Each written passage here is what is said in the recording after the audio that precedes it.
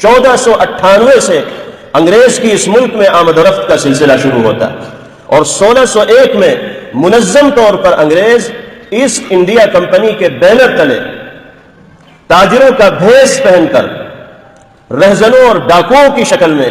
بنگال کی سرزمین پر قدم رکھتا ہے۔ 1498 سے آنا جانا ہے، 1601 میں منظم طور پر ایسٹ انڈیا کمپنی کے بینر تلے انگریز آتا ہے۔ بظاہر وہ اپنے کو تاجر کہتے ہیں، کاروباری کہتے ہیں، لیکن حقیقت میں ان کا مقصد ہندوستان پر قبضہ کرنا۔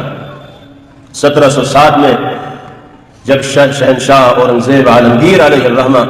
اس دنیا سے تشریف لے جاتے ہیں اور مغلیہ سلطنت کی جڑیں کمزور ہونے لگتی ہیں، تو انگریز کو موقع مل جاتا ہے حکومتی کام کاج میں دخل اندازی۔ وہ اپنے پاؤں پھیلانا شروع کر دیتے ہیں، اپنے ارادوں کا اور نیتوں کا اظہار شروع کر دیتے ہیں۔ آپ کو معلوم ہونا چاہیے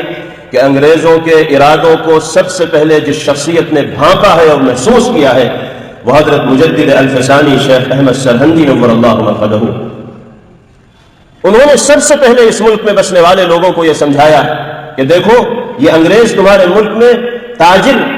اور کاروباری بن کر نہیں آئے ہیں، چاہے یہ تجارت و کاروبار کر رہے ہو، لیکن ان کا مقصد اس سرزمین پر قبضہ جمانا ہے۔ اس لیے ان سے دوری بناؤ، ان سے معاملات ختم کرو، اور ان کو ان کے ملک بھیجنے کی کوششیں آج سے شروع کر دو، ورنہ جو جو ان کے قدم مضبوط ہوں گے تمہاری حیثیت اور تمہاری وقت کمزور ہوتی چلی جائے گی، اور ایک دن وہ آئے گا کہ میدان تمہارے ہاتھ سے نکل چکا ہو۔ لیکن حضرت مجدد الفسانی علیہ الرحمہ کی بات اس وقت لوگوں کی سمجھ میں نہیں آتی تھی۔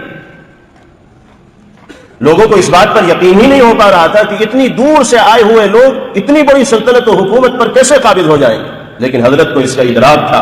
اور انہوں نے اپنے متبعین، اپنے ماننے والوں، اپنے تلامذہ اور اپنے شاگردوں کے دلوں میں بھی اسی فکر کو اور اسی کڑھن کو پیدا کیا کہ تمہیں ہر محاذ پر انگریزوں سے محتاط رہنے کی، ان سے دوری بنائے رکھنے کی اور ان کو اپنے ملک سے دور کرنے کی کوشش کرنی۔